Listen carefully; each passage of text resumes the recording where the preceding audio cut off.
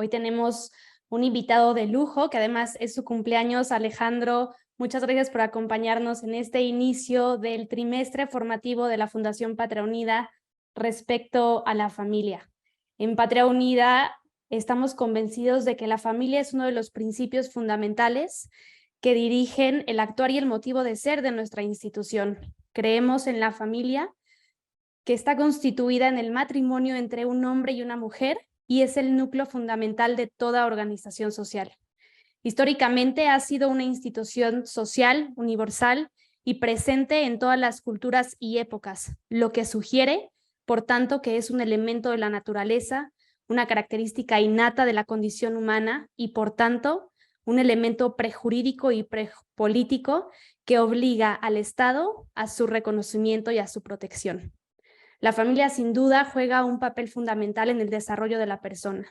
Es el primer lugar en donde aprendemos a ser sociales, compartir, amar y perdonar.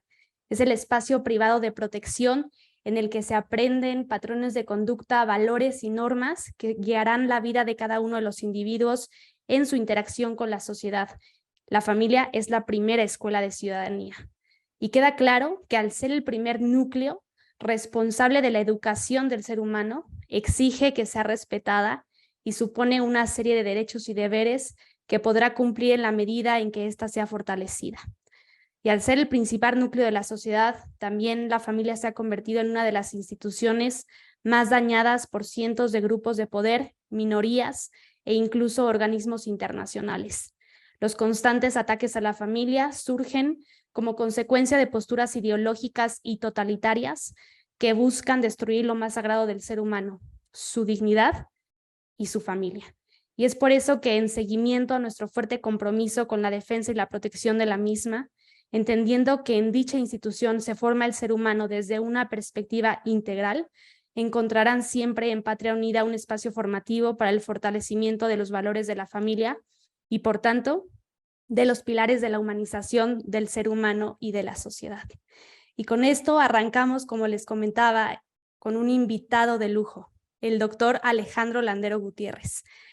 Él está casado y es padre de 4 hijos, es licenciado en Filosofía por la Universidad Panamericana, cuenta con una especialidad en Derecho Constitucional y Ciencia Política, es máster en Estudios Políticos Aplicados y doctor en Gobierno y Administración Pública por la Universidad Complutense de Madrid. Tiene estudios de Servicio Pública por la Fundación Guillet en Basilea, Suiza, de Estrategia y Comunicación por la George Washington University, de Liderazgo y Cambio por Harvard University, de Coaching Dialógico y de Despliegue de Liderazgo por la Universidad Francisco de Vitoria. Es facilitador certificado de la metodología Lego Serious Play. Ha sido regidor y legislador federal y local. Fue presidente del Patronato de Centros de Integración Juvenil de Tlalnepantla para la Prevención de Adicciones. Ha publicado 3 libros: Persona y Sociedad, Vínculos en la Solidaridad, La Lucha Cívica por la Democracia y Claves del Humanismo.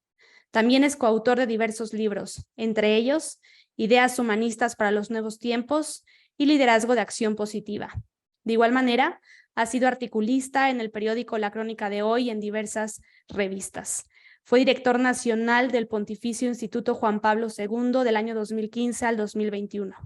Actualmente es catedrático de la Red de Universidades Anáhuac, donde imparte las materias de Inteligencia Contextual, Comunicación Estratégica y Desarrollo Sostenible y Gobernanza. Es director de Formación Integral de la Red de Universidades Anáhuac y asesor de la Escuela Internacional de Gobierno de la Anáhuac Cancún. Es miembro del Grupo Estable de Investigación de Liderazgo de la Universidad Francisco de Vitoria, con sede en Madrid, y asimismo es fundador y director de Convence Más, consultoría narrativa, discurso y liderazgo. Es un honor contar contigo, Alejandro, bienvenido. Pues muchas gracias, Alice, por la invitación. La verdad, pues muy contento de estar aquí festejando mi cumpleaños con todos ustedes y pues qué mejor manera de celebrar que pues hablar de este tema tan importante que es la familia y lo que implica la familia para la sociedad. Si me puedes habilitar nada más para compartir. Les tengo aquí una presentación de PowerPoint, pues que iré utilizando con algunos datos para pues que quede un poquito más claros los conceptos. Claro, Bueno, y al pues público, perdón, nada más, te interrumpo. sí, Les sí, sí. recordamos que pueden mandar las preguntas y al final dejaremos un espacio para que el doctor Landero nos las vaya respondiendo. Ahora sí. Sí, gracias, Alice. Sí, vamos a dejar unos minutillos al final. Y bueno, pues les quise empezar con esta portada de Familia y Sociedad, y así con esta imagen que me gusta mucho, que encontré ahí en internet, porque hoy hablamos mucho de desarrollo sostenible.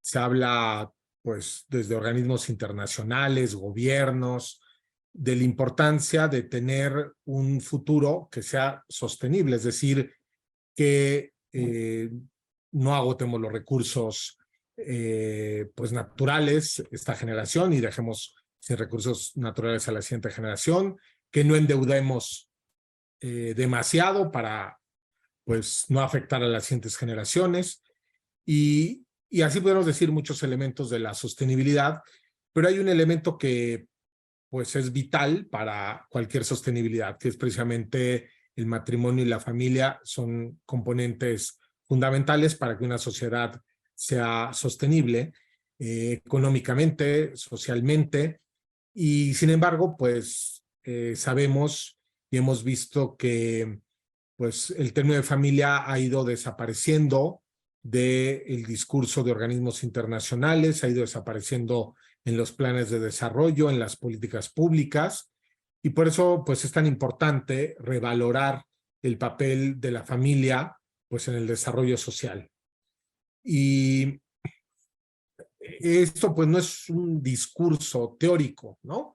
Durante muchos años hemos dicho, los que creemos en la familia como un actor clave del desarrollo sostenible, hemos dicho que pues la familia es espacio de socialización. Ahorita Liz nos decía pues muchos elementos, ¿no? A los que contribuye la familia.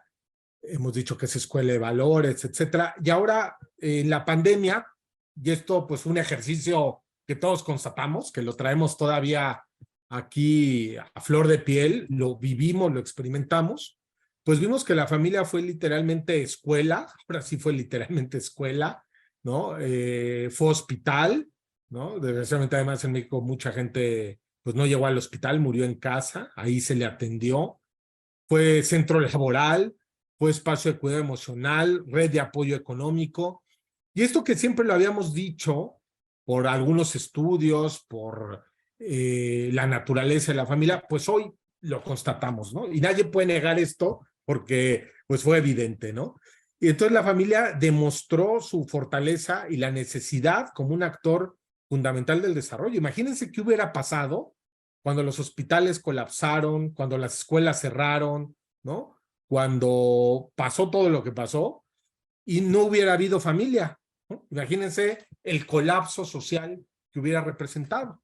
Entonces, pues esto, digamos que no está discusión. Ahora, es cierto también que la familia mostró también su fragilidad, su necesidad de apoyo. No todas las familias contaban con internet, no todas las familias tenían los recursos económicos para enfrentar una reducción de sueldo o desempleo. También no todas las familias contaron con los recursos emocionales ante tanto estrés emocional que hubo, que fue impresionante, la carga a la familia que demostraron, ¿no? Pues su fragilidad, familias se rompieron, hubo más violencia, abuso, y esto, en lugar de desechar la familia, pues nos da también más razón para decir, si hay fragilidad en la familia, necesitamos apoyarla. Entonces, sea por su fortaleza o sea por su fragilidad, hoy podemos decir, es el tiempo de la familia, ¿no? Me dio mucho gusto ver que hubiera reconocimientos tras la pandemia a médicos, que hubiera reconocimientos a profesores, pero creo que ha faltado un reconocimiento muy grande a la familia, a millones de familias mexicanas que se partieron la cara para sacar adelante a sus hijos, ¿no? En la escuela y laboralmente y lograr salir adelante.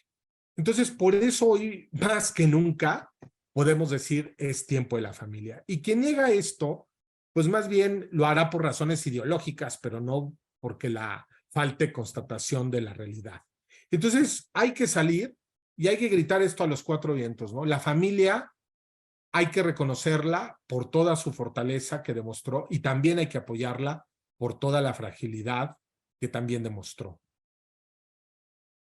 Dicho esto, también podemos constatar las distintas encuestas. Este es el World Values Ranking, que te pregunta a muchísimos países qué es lo más importante desde la política, el tiempo libre, amigos, trabajo, religión, qué es lo más importante para ellos.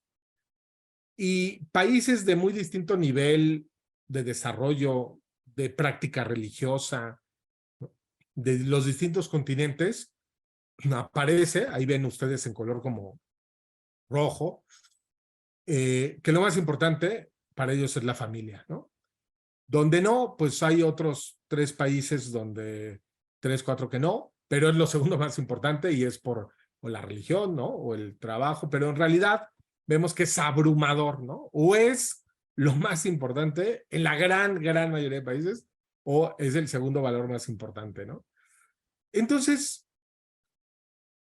pues vemos cómo la familia, ¿no?, es tan importante, lo hemos vivido en la pandemia, lo vemos y se constata en las estadísticas, y por eso vuelve la pregunta, ¿no? ¿Y por qué la familia ha querido ser borrada de las políticas públicas? ¿Y por qué la familia no está pues apoyada como debería de apoyarse, siendo una institución que resulta fundamental en cualquier momento, pero sobre todo en las crisis, y que resulta tan importante para las personas como muestra esta estadística y muchas más? No puedo por el tiempo mostrarles, ¿no? Pero hay muchas más que ratifican esto. Ahora, también junto con ello, pues hay diversos sociólogos, académicos. Uno es José Pérez Adán, es un sociólogo español de Valencia, que habla de cómo la familia pues tiene 4 grandes funciones, ¿no? La equidad generacional supone lo que se llama la solidaridad diacrónica. Diacrónica quiere decir pues entre las distintas generaciones. Imagínense todo lo que ayuda un abuelo a los nietos, o los papás a los hijos, o un hermano mayor a un hermano menor. Todo el conocimiento que se transmite, ¿no? Toda esa transmisión cultural, la lengua, la higiene, ¿no? La socialización, el control social. Yo participé, ahorita como leía Alice en el currículum, como presidente de un patronato de centros de integración juvenil para la prevención de adicciones, y era fundamental el apoyo de la familia para que alguien pueda salir, por ejemplo, de las adicciones. Fundamental. Entonces, la familia tiene una serie de funciones que son insustituibles. No hay gobierno que pueda hacer esto, no hay organización de la sociedad civil que pueda hacer y cumplir todas estas tareas. Podrá en algún momento cumplir alguna tarea un poco subsidiariamente, pero no logra jamás sustituir a la familia con todas estas funciones. Ahora también, por ejemplo, vemos en los colegios, ¿no? Cada vez los profesores están más preocupados, ¿no? Por la desintegración familiar ha traído que los alumnos, pues, por ejemplo, tienen una conducta de muchísimo menos respeto por la autoridad, por ejemplo, y traen una serie de mayores problemas, ¿no? Entonces, fíjense cómo, pues, tiene que haber, ¿no?, este equilibrio, por ejemplo, entre la escuela y la familia, ¿no? Porque tampoco la escuela puede cumplir todas esas labores. Y luego imagínense en países latinoamericanos como el nuestro, donde el gobierno no puede tapar un bache, poner una luminaria, y pretende sustituir a la familia. Pues es absurdo, ¿no? Si no nos puede dar el gobierno seguridad, no nos puede dar servicios públicos básicos, ¿no? No hay medicinas, no hay, pues yo, si estuviera en el gobierno, lo primero que haría es ayudarme de este actor que me previene muchísimas disfunciones sociales, que realiza muchas tareas que yo no puedo, que me complementa, en vez, pues, de desterrarlo del ámbito público, ¿no? Entonces, no solo es, pues, una cuestión ideológica, sino es una cuestión verdaderamente de desterrar a la familia. Diría José Antonio Marina, que habla de la diferencia entre sociedades inteligentes y sociedades estúpidas. Te lo recomiendo mucho este autor. Hace un análisis de qué es una sociedad inteligente, qué es una sociedad estúpida. Bueno, pues no apoyar a la familia merecería ese adjetivo, ¿no? Bueno, hay otro autor que se llama Joseph Miró, y luego pues pueden ver ahí con más detenimiento seguramente este video después. Joseph Miró también es un autor catalán, un gran pensador, que ha hecho un análisis, tiene todo un libro sobre teoría económica a partir de la familia y cómo la familia pues tiene una serie de aportes. Y él establece cuando menos 10 funciones claves de la familia para el desarrollo económico. La estabilidad familiar genera, por ejemplo, creación de riqueza. La natalidad, y ahorita vamos a ver unas cifras, sin natalidad no hay desarrollo económico. Vean el problema que está viviendo Japón y varios países de Europa, ¿no? Como Italia, a raíz de la baja natalidad. El rendimiento escolar está demostrado en muchísimas estadísticas. Cuando la familia está unida, cuando los papás se apoyan, pues esto es base del capital humano. La continuidad de la formación de valores y virtudes, el tema de la salud. Cuando hay familias estructuradas, hay mayor salud. Y todo esto, pues, tiene datos, estadísticas, cada uno de estos puntos, ¿no? No entro a explicarlos con detenimiento porque no me daría tiempo. Pero ahí tienen ustedes dos autores donde pueden, José Pérez Adán y Joseph Miró, estudiar todas las funciones sociales y económicas, políticas, sociales que tiene la familia. Ahora, ¿cómo está en México y qué está pasando en México? Bueno, pues México durante muchos años dijimos que era pues el país, ¿no?, de la familia y que éramos un país que podía tener muchos problemas, pero teníamos esta gran red de tejido social. Bueno, pues en los últimos años lo hemos venido perdiendo y pues el eje articulador de la familia es el matrimonio, ¿no? Es el eje sobre el que se articula la familia. Y bueno, pues una de las cuestiones que estamos viendo pues es una caída muy fuerte de los matrimonios. Eso también, pues hay otras estadísticas como la de Fernando Pliego, que habla como en el 2020, pues ya rebasó, y hay mucho más personas que viven en unión libre que el matrimonio, ¿no? Jóvenes hasta 30 años, y hay más jóvenes que viven en unión libre que en matrimonio, ¿no? Y todo esto, pues no es cosa menor, sino que tiene todas unas consecuencias. En este estudio que menciono de Fernando Pliego, pues se avisora, se analizan las diferentes estructuras familiares y cómo no es indiferente cualquier estructura familiar, no da lo mismo. Hay estructuras familiares que reportan mucho más beneficios a las personas que otras estructuras. Y la estructura, después de un análisis de 16 países, pues la estructura que más aporta al desarrollo de la pareja y de los hijos, pues es la estructura conformada por papá y mamá casados en matrimonio, ¿no? Y bueno, pues vemos entonces cómo se ha ido reduciendo los matrimonios.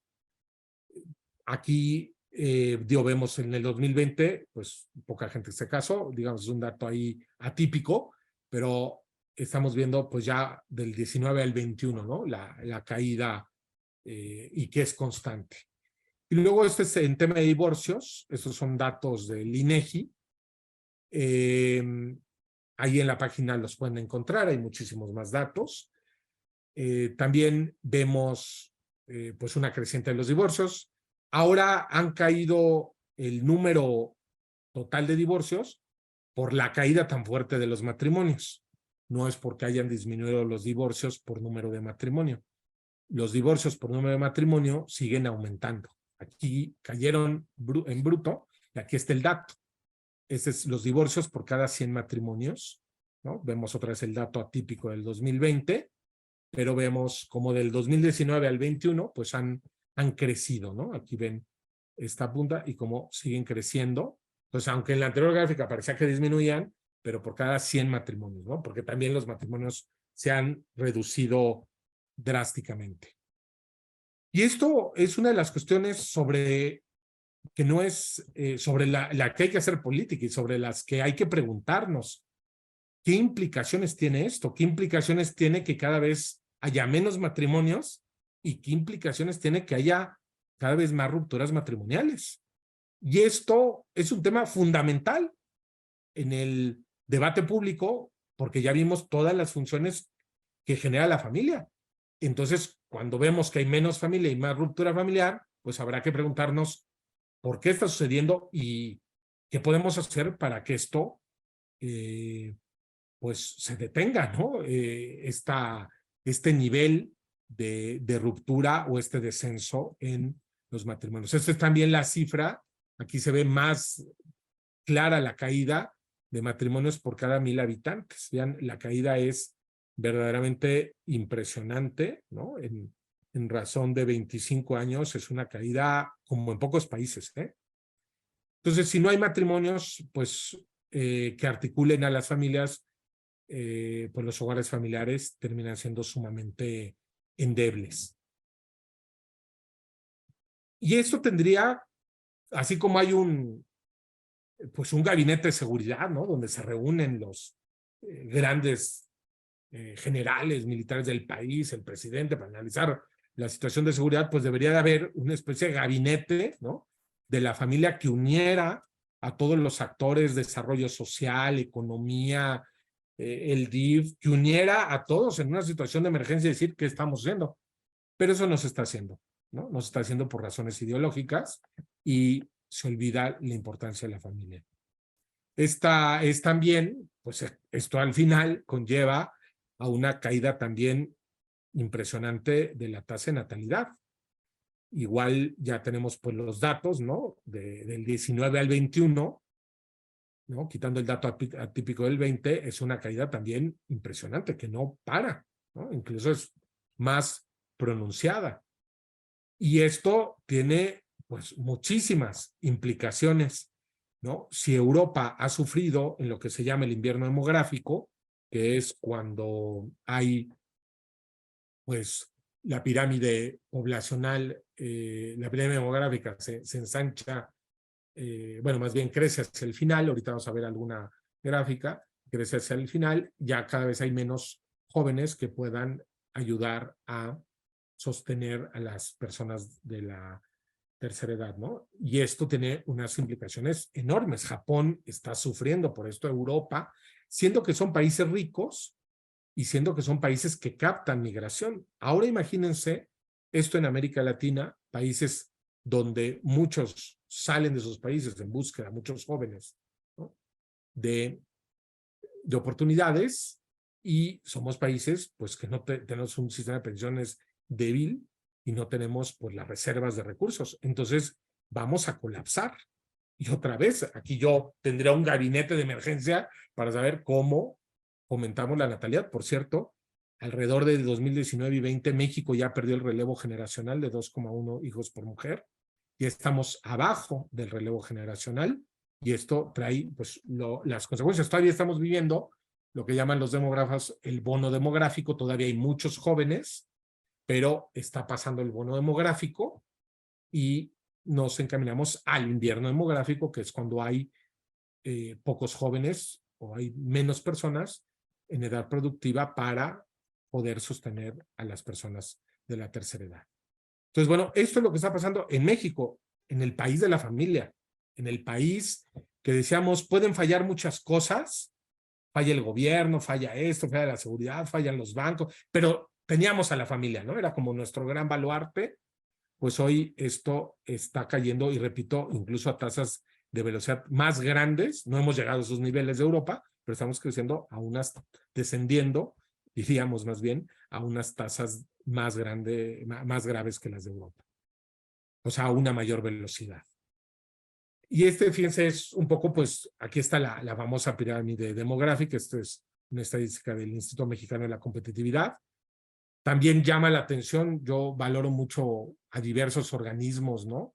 Entre ellos el IMCO, y que no traigan tanto en el radar esto, ¿no? O sea, hay que lograr que grandes instituciones como esta traigan el radar, la Coparmex y muchas otras. ¿Qué va a pasar con un descenso de la natalidad tan grande como el que está teniendo México, ¿no? Entonces, bueno, ahí vemos cómo hay una pirámide donde hay, por ejemplo, en los años 70 se alcanzó mucho más niños, ¿no? Muy poquitas personas de la tercera edad, y vean cómo se ha ido modificando, como el 2025, donde ya ahorita el grueso está en la población media, ¿no? México tiene pues ya una población, ¿no? Ya más entre los 30 años, ¿no? Promedio. Todavía no tenemos tantos adultos mayores, pero vean cómo va a modificarse la pirámide. Y si vemos las pensiones, pues a partir de los 60, 65 años, imagínense, es insostenible. Si ahorita pues tenemos unas chiquipensiones, pues imagínense lo que va a pasar en 20 años, va a colapsar totalmente el sistema. Y es increíble nuevamente, y lo reitero, que muy pocos estén pensando en esto, ¿no? Y bueno, vemos lo que ya ha pasado en otras partes. No solo esto tiene consecuencias económicas, no solo tiene consecuencias para el capital humano, para las pensiones, sino tiene consecuencias humanas. No hace unos años, cuando Theresa May era primera ministra de Gran Bretaña, pues anunciaba esto, fíjense, la creación de una Secretaría de Estado para combatir la soledad.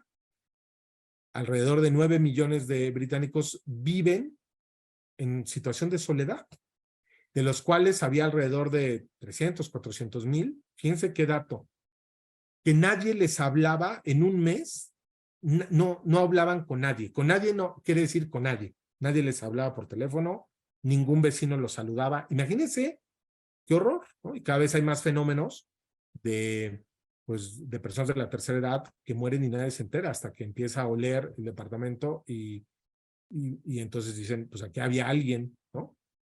Y ya llegan los bomberos, abren y sacan el cuerpo que tenía ahí ya días o semanas de descomposición. Bueno, pues ahora ya se creó, ya van 3 países que crean, en Japón igual, una Secretaría de Estado para combatir la soledad. Pero lógicamente, pues creo que lo más relevante no es tanto crear secretarías de Estado para combatir la soledad, sino apoyar a la familia, ¿no? Porque esta soledad al final está trayendo esta pérdida de vínculos, pues muchísima soledad, muchísima depresión, ¿no? Muchísima fragilidad, y lo vemos, ¿no? Como concuerda estos países donde hay menos familia, que luego nos los venden como los grandes países a seguir, ¿no? Como Suecia, y nos lo venden como los paraísos, pues resulta que son luego países donde hay pues muchísimo, ¿no? Consumo de depresión, muchísima tristeza, soledad, y la gente pues no se siente acompañada, ¿no? Entonces la pérdida de familia, la pérdida de matrimonio, pues genera un efecto en cadena en la sociedad. Y no hay, pues, programa social que lo pueda sustituir, y menos aún en países como los nuestros, que, repito, no hay a veces ni para cambiar la bombilla de una lámpara en nuestras calles, ¿no? Entonces, ¿qué podemos decir de ideas claves para pasar a una segunda parte? Pues que el ser humano es un ser de vínculos, que requiere la familia como espacio natural de desarrollo integral y armónico. Y esto es muy importante por 2 cuestiones. Porque hoy el discurso de derechos humanos, que yo comparto, yo desde los 13 años estoy luchando por la democracia en este país, se ha venido desgraciadamente desvirtuando y se ha venido basándose en un discurso individualista. Se considera que hay derechos, pero no hay deberes, que hay libertades, pero no hay responsabilidades. Es decir, la lectura de los derechos humanos actual es una lectura en clave individualista, cuando la lectura original de los derechos humanos, y ustedes ven la Declaración Universal de los Derechos Humanos, es unos derechos humanos basados en la persona y en su dimensión social. En esas 2 dimensiones, en lo individual, pero en lo social, en las libertades, pero en las responsabilidades, en los derechos, pero en los deberes. ¿Y qué es lo que está pasando? Pues en una sociedad donde se proclaman derechos humanos en una clave hiperindividualista, pues esto no está funcionando, porque la gente solo reclama derechos y no deberes. Y vemos cómo estamos entrando en una torre de Babel, donde cada vez es más difícil entendernos, donde cada vez es más difícil comunicarnos en el espacio público. Recuerdo una vez, yo viví en España 3 años y estuve estudiando muy bien las políticas del Partido Socialista Obrero Español, y justo lo tenían muy claro ellos, ¿no? Y decían, ellos lo que no querían era hacer una política de vínculos, sino emancipar a la persona de la familia. Y claro que está muy bien hacer políticas de la mujer, del joven, del niño, del adulto mayor. Eso está muy bien, son políticas focalizadas, pero sin dejar de tener las políticas del vínculo, las políticas de la familia. Y el Partido Socialista, que ha estado durante décadas en contra de la familia y cada vez ha radicalizado más su postura, lo hicieron con toda premeditación, ¿no? El tema era desvincular al individuo y hablarle y construir políticas solo para los individuos, pero no para las comunidades, no para la reconstrucción de vínculos, que curiosamente, como vimos, pues es lo que más le interesa a la gente. Ustedes preguntan cuántos papás se despiertan día a día para llevar a sus hijos a la escuela. ¿Cuántos papás no trabajan, mamás trabajadoras, luchadoras, y se parten la cara por sus hijos? Bueno, pues esto, ¿no? Los socialistas lo desconocen y hacen una política ficción, porque es una política que no encarna los grandes valores que tenemos, lo que nos mueve, el corazón que late todas las mañanas en México de esos padres, de esas madres trabajadoras. Y eso es una política ficción, porque es una política que por razones ideológicas trata, ¿no?, de eliminar la familia, y entonces solo hacen políticas individuales. Y esto pues se ha hecho copy-paste, no creo que nuestros políticos son muy ilustres, y hacen copy-paste de lo que está pasando allá. A mí me tocó, yo fui legislador, incluso ver iniciativas que había hecho el Partido Socialista Obrero con términos de España, que le corregían las cosas, pero seguían con términos de España aquí presentadas, ¿no? Me acuerdo que Zapatero pues vino y asesoró a Ebrard, que era pues un gran seguidor de este personaje, de este terrible personaje que es Zapatero, y les pasaban leyes, ¿no? Bueno, pues ya estamos viendo las consecuencias que vive España, nada más con la diferencia que pues ellos eran un país rico y aún así están sufriendo y tienen un problema enorme de pérdida de personas, y tienen, su futuro está pues muy cuestionado por estas políticas. Y bueno, pues nuestros politiquillos de cuarta pues van y copian estas cosas y copian estos fracasos, ¿no? Pero ya se sienten muy, claro, muy progresistas, y se sienten, claro, que ya lo saben mucho, ¿no? Porque han ido y han hecho copy-paste del fracaso que ha pasado en España. La familia es una institución, un sujeto social insustituible que genera grandes y diversos bienes a la sociedad. Y eso está claro, cuando la familia sufre, la sociedad sufre, porque la sociedad es una familia de familias. No es simplemente un pacto social. Bueno, puede haber pactos, pero la sociedad es sobre todo una familia, una sociedad de familias. Y por eso la familia es una inversión social rentable que previene disfunciones costosísimas para el gobierno. ¿Cuánto aporta una mamá, ¿no?, que está con sus hijos? Pues es impresionante el aporte que puede hacer. Y bueno, pues ahí ya habíamos señalado algunas de las funciones fundamentales de la familia, no me detengo más. Y como decía, la familia es una sociedad natural que existe antes del Estado. No es que el Estado cree o pueda recrear. La familia existe antes. Lo que hace el Estado es que regula a la familia, pero la regula para que pueda cumplir mejor sus funciones, no para eliminar sus funciones. El Estado lo que debe de hacer es crear un marco, y lo crea porque la familia es tan importante para la sociedad, porque el matrimonio es tan importante, que crea un marco para cuidar esas instituciones. Pero la familia posee unos derechos propios, inalienables frente a otros poderes, como el derecho de los padres a educar a sus hijos, aunque pues nos lo quieran arrancar y quieran decirnos que no, que quien educa es el Estado. Y pues hay que decir con mucha paz, pero con mucha firmeza, que no hay alguien que quiera más a sus hijos que los padres de familia, que no hay alguien que conozca más a sus hijos que los padres de familia.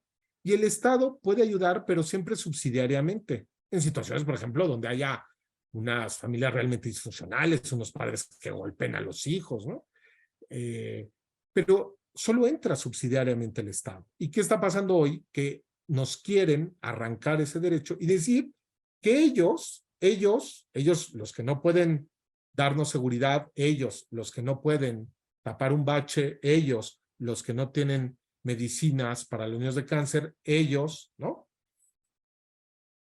Los que no controlan la contaminación en ríos, se asumen como los grandes maestros de nuestros hijos y que ellos sí lo saben todo y que nosotros no podemos opinar.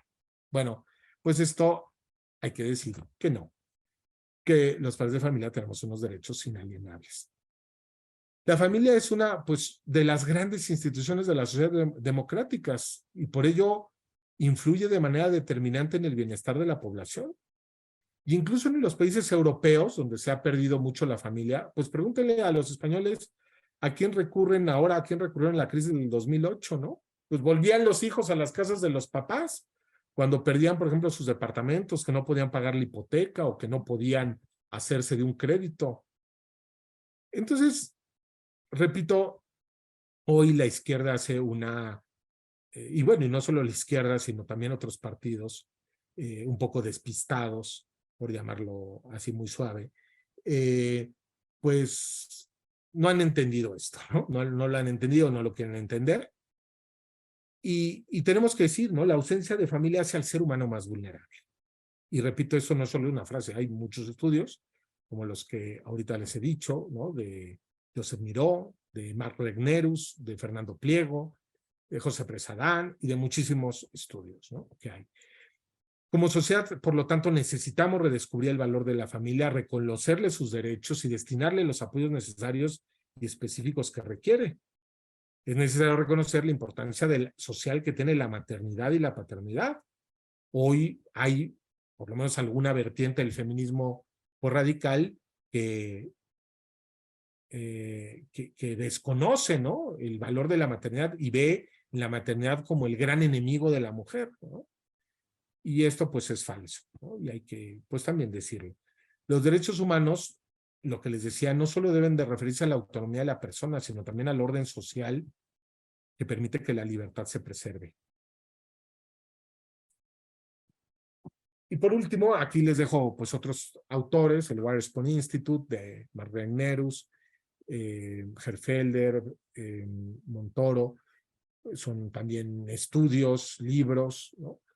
Vivir en una familia encabezada por mamá y papá multiplica los beneficios recibidos debido a la solidaridad de vida de ambos padres, a la estabilización de los vínculos, al aumento de los recursos disponibles para atender mejor las necesidades diarias de diversa índole emocional, educativa, económica, de salud física, mental. Todo esto lo genera. Entonces, pues si yo fuera el gobierno, lo que haría es ayudarme de este actor clave del desarrollo sostenible en vez de estarle dando patadas todos los días. La familia puede ser la comunidad más valorada y le compete a los políticos hacer de ella una prioridad, y si no, hay que recordárselos.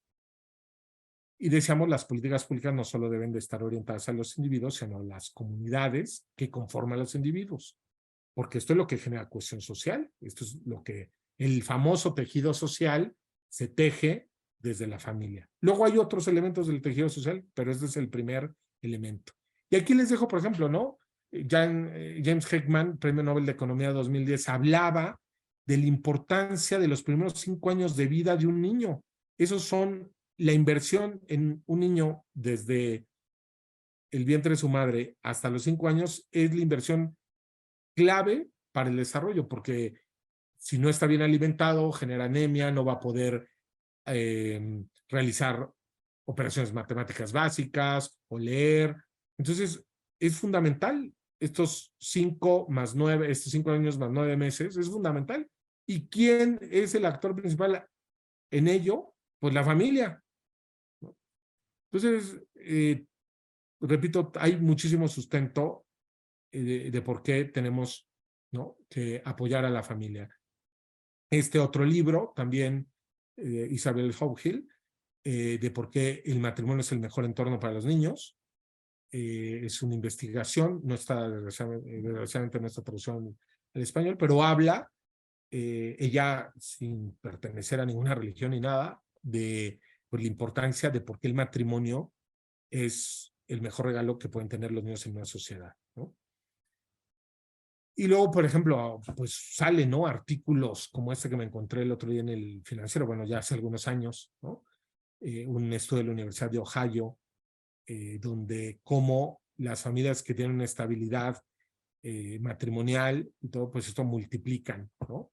Se multiplica la riqueza, se duplica casi la riqueza en un lapso de 10 años, ¿no? Entonces lo digo porque luego hay estas frases, ¿no? Como si te casas te embarcas, y dice, pues no, más bien duplicas tu riqueza. Y bueno, voy terminando y termino con unas preguntas, ¿no? Para dar paso si hay alguna pregunta. ¿Hay conciencia política de la importancia de la familia como un actor del desarrollo sostenible, ahora que hablamos tanto de desarrollo sostenible? ¿Cómo está ayudando el Estado mexicano, todos los poderes, todos los niveles de gobierno, todas las secretarías, a las más de 32 millones de familias que hay en México? ¿Dónde están las políticas para 32 millones de familias? ¿Dónde están? ¿No? ¿Cómo enfrentará México económicamente su invierno demográfico? Esta pirámide, ¿no?, donde hay cada vez menos niños, menos jóvenes. ¿Y cómo se va a sostener? ¿Qué vamos a hacer?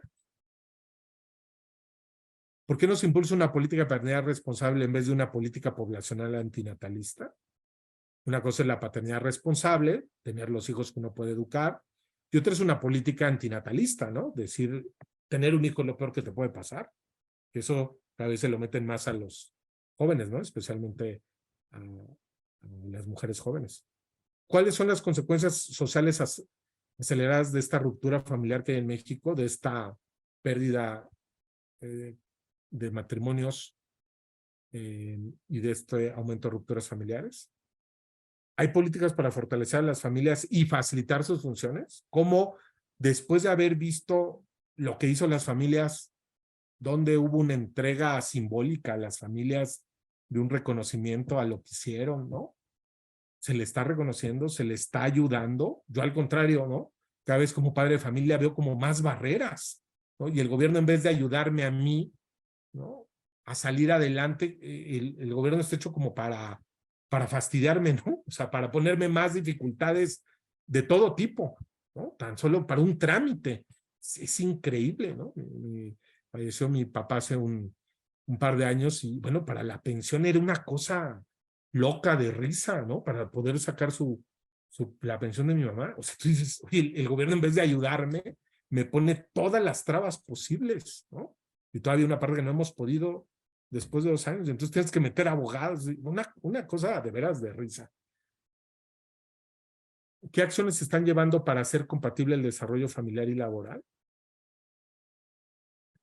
Y luego también, culturalmente, pues hay que, ¿no?, hay algunos mantras que se han posicionado hoy, ¿no? México está sobrepoblado, ya no cabemos más en México. Y te lo dice incluso gente, pues yo diría que hasta con cierto nivel de estudios y todo, y te dicen estas barbaridades, ¿no? Bueno, México pues no tiene ningún problema de sobrepoblación, tendrá un problema de mala distribución de población, pero eso es otra cosa, ¿no? El planeta está al borde del colapso ambiental, ¿no? Claro que hay que cuidar el medio ambiente, pero bueno, llevamos viendo cómo fallan muchísimos pronósticos maltusianos, ¿no? De que ya no había para alimentar a las personas. Ser madre impide tu desarrollo profesional, ¿no? Entonces opta por desarrollarte profesional. Eso es lo que te va a dar la felicidad. La famosa frase, ¿no? Pocos hijos para darles mucho. Yo luego escandalizo a algunos padres de familia, ¿no? Se entienda la frase, pues le digo, ¿no? muchos hijos para darles poco. Porque lo peor que le puedes hacer a tus hijos es darles mucho, eso se los garantizo, ¿no? Claro, repito, hay que tener una paternidad responsable, pero esas son las ideas que se meten, ¿no? Y entonces, pues la gente deja de tener hijos como si los hijos fueran una carga insoportable, ¿no?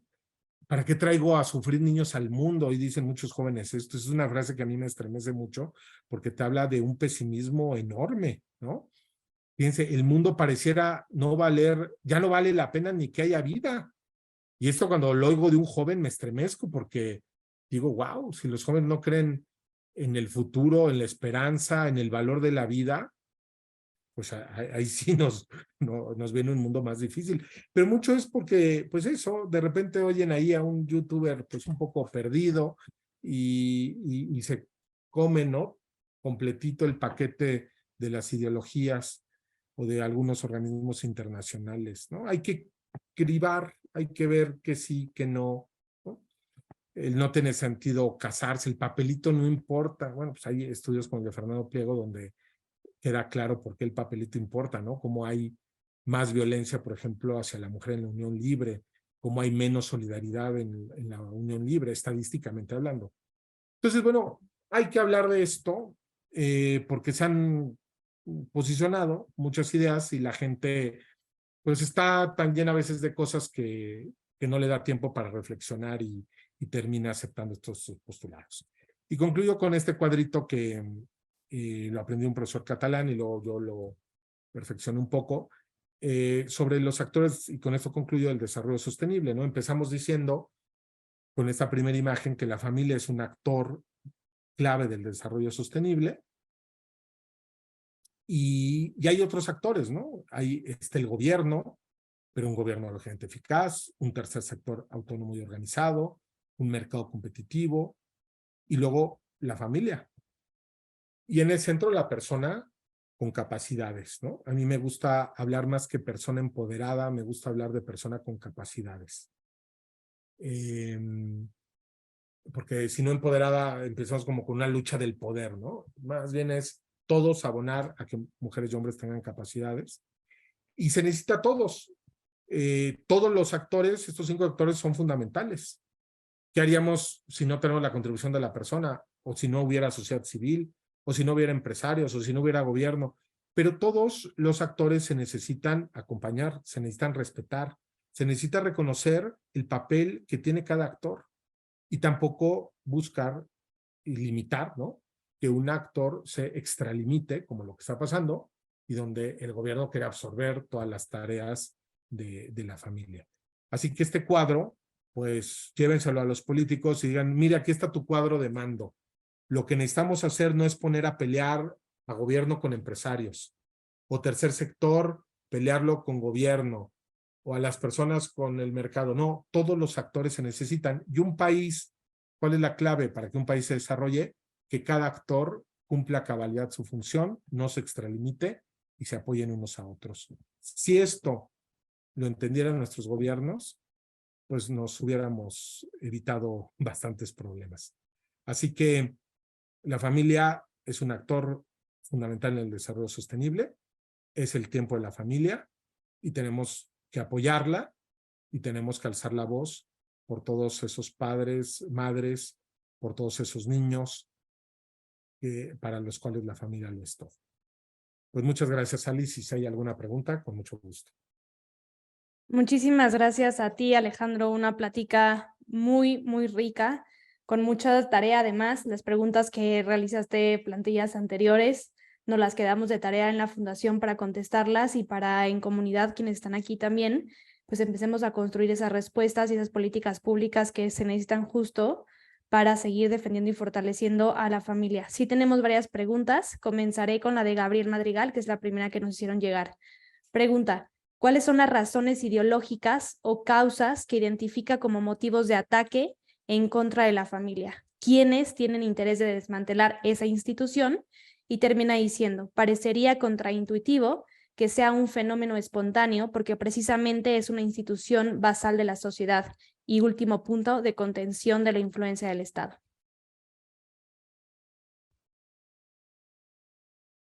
Bueno, pues Gabriel, mira, muy rápido. Yo creo que hay personas, por un lado, pues ideologizadas, donde consideran, ¿no?, que la familia es una estructura muy, dicen, patriarcal, porque ven disfunciones en la familia, entonces dicen, pues si la familia está mal hay que acabar con ella. Y pudiéramos, pues ahí teorizar mucho, ¿no? Pero desgraciadamente yo lo que veo más es un gran desconocimiento, una gran ignorancia. Sí hay gentes, pues yo diría hasta perversas, impulsando esta agenda, pero no son la mayoría. Y lo que sí veo es mucha gente despistada, mucha gente que por moda se cree que ser progresista es acabar con la familia. Y a esa gente hay que dirigirnos, ¿no? Porque es un gran público y especialmente los jóvenes, que hoy, pues muchísimos jóvenes ya no tienen la perspectiva, ¿no?, de formar una familia y porque creen que así van a ser más libres, más felices, más plenos. Y creo que hay que dirigirnos a ellos para hablar, ¿no?, de la importancia de estos vínculos. Y creo que hay, por un lado, movimientos claramente organizados que tienen una agenda, ¿no?, desde distintos organismos, partidos políticos para acabar con la familia, pero creo que también eso confluyen gente, por ejemplo, alguno ecologista confundido que cree realmente que el planeta va a explotar, ¿no? Y de buena intención lo cree. Entonces hay que, sobre todo yo diría, informar y enfocarnos en los jóvenes. Eh, y claro, ¿no? Hay otros grupos, movimientos, pero yo me preocuparía más de la gente despistada que se ha subido a esta ola sin saber realmente lo que está promoviendo, ¿no? Así es, y sumo a la respuesta que das, Alejandro, que además de la gente que no tiene conocimiento y que más bien es como por moda, que sigue este tipo de políticas, también sí creo que por parte de los gobiernos de izquierda, que al final pretenden ser totalitarios, hay un ataque constante a la familia. ¿Por qué? Porque la familia es ese último espacio de libertad que tiene el individuo frente al Estado. Entonces, esa esfera donde no puede entrar a ejercer su poder, no puede controlar, y por eso tanto ímpetu en destruir a la familia para sacarnos de este núcleo pues de seguridad, de libertad, y terminar controlando a la sociedad. La siguiente pregunta es de Isaac Alonso Garduño. Dice, frente a la amenaza de una generación ideologizada en las ideas del socialismo del siglo XXI, frente a la relevancia que ha adquirido el feminismo moderno, las instituciones mexicanas y la normalización del transhumanismo, ¿cómo podemos ayudar a revertir esta situación y cómo promover políticas públicas con perspectiva de familia? Bueno, Isaac, yo creo que hay distintos niveles. Hay un nivel micro, meso y macro, ¿no? A nivel micro, pues lo que necesitamos es volver a revitalizar a las familias. Hay muchos jóvenes que hoy pues no quieren casarse, no quieren tener una familia por lo que han visto, ¿no? Quizás en sus padres, en su familia. Necesitamos revitalizar los núcleos familiares, necesitamos, ¿no?, volver a hablar, ¿no?, de la importancia de tener un proyecto de vida basado, pues, en el amor, ¿no? Ese es el núcleo antropológico, sin el cual, sin ese llamado, sin entender ese llamado en la vida, pues lo demás es muy difícil, ¿no? Y luego hay un nivel meso, que es el nivel de la asociación civil, de los colegios, de las universidades, ¿no?, de asociaciones como ustedes que necesitan organizar, nos necesitamos organizar, necesitamos reunirnos, necesitamos hablar de esto, informarnos, prepararnos, porque también, ¿no?, hay muchos colegios donde pues hay profesores confundidos, universidades, ¿no?, incluso iglesias, y hay que pues estudiar muy en serio la importancia de la familia en todos sus ámbitos, en el ámbito antropológico, sociológico, económico, teológico, y eso pues implica estudio y ahí hay mucho que hacer. Hay que hacer en las iglesias, revitalizar las pastorales familiares, en los colegios hacer escuelas para padres, hacer, ¿no?, círculos de noviazgo. Bueno, hay muchísimo, es un campo enorme, formar consultores familiares, etcétera, ¿no?, coaches. Y luego hay pues un nivel más macro, que es el nivel propiamente de las políticas y de los organismos internacionales, donde hay que incidir, ¿no? Está, por ejemplo, el Instituto de Análisis de Política Familiar, que está haciendo esta tarea, ¿no?, de ir a municipio por municipio a exponer por qué la familia es importante, y luego creo que falta explicarles, sentarse uno a uno con los políticos, explicarles pues cuestiones como las que estamos hablando de hoy, para al final promover políticas muy puntuales a favor de la familia, ¿no? Hay políticas pues, de conciliación vida laboral y vida familiar, políticas de descuentos fiscales, políticas, ¿no? de ayudas sociales, etcétera.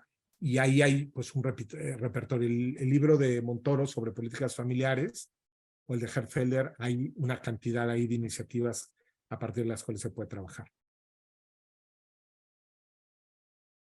Muchas gracias, Alejandro. Mauricio González nos pregunta, la actual reforma laboral, donde se busca la reducción de horas laborales en México, ¿cómo afectaría o beneficiaría a las familias?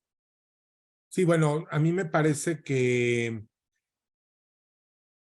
yo discrepo en muchas cosas con el gobierno actual, pero me parece, y eso también hay que reconocerlo, porque si no uno no criba y entonces se polariza, me parece que ha habido algunas políticas acertadas en el ámbito laboral. La primera es el tema del salario mínimo.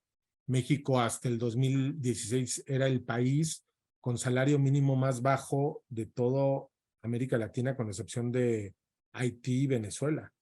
Y eso no podía ser, ¿no? Y esas políticas son también políticas por la familia. Entonces alguien tiene que trabajar, ¿no? Sábado, domingo y 50 horas, ¿no? Entonces creo que es muy importante ese tema de ir incrementando. Claro, no, el salario mínimo también tiene que ir de la mano de la productividad. Se empezó a la mitad del gobierno de Peña Nieto a aumentar y hay que irlo recuperando, ¿no? Luego hay otros, como ahora los días de más vacaciones, éramos uno de los países del mundo con menos vacaciones, derecho a vacaciones, eso también ayuda. Y ahora pues se plantea esto de reducción de horarios laborales de México, que habrá que irlo estudiando, habrá que ver qué sectores, no es tampoco tan fácil, algunos países lo tienen como Francia, 35 horas, pero también tenemos que ir de la mano con un crecimiento en la productividad. No solo puede haber pues una serie de beneficios, y esto pues va de la mano la productividad con muchos elementos, ¿no? Educación, tecnología, etcétera.